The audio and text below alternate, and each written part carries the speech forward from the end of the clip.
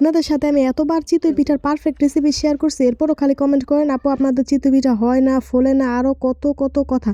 যাই হোক, আবার একটু চেষ্টা করবো আপনাদের সাথে রেসিপিটা দেখায় দেওয়ার জন্য কীভাবে হচ্ছে পিঠার গোলাটা আপনারা তৈরি করবেন।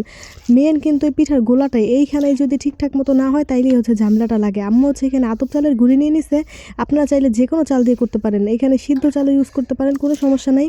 আতপ চালের গুঁড়ির মধ্যে হচ্ছে আম্মু কিছুটা পরিমাণে লবণ আর হচ্ছে সামান্য পরিমাণে সয়াবিন তেল দিছে।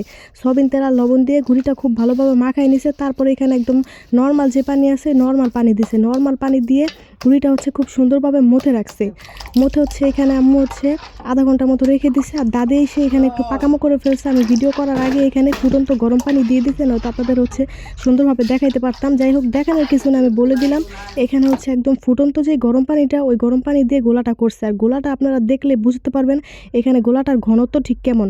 আমার চুলাটা একটু ইগনোর করবেন, চুলাটা খুবই অপরিষ্কার দেখা যাচ্ছে আর কি। এখানে হচ্ছে ছিটা রুটি পিঠা বানানো হয়েছে, যেহেতু বোতলে ভরে ছিটা রুটি পিঠাটা বানানো হয় না, এই জন্য হচ্ছে চুলা চারোদিক ভরে গেছে।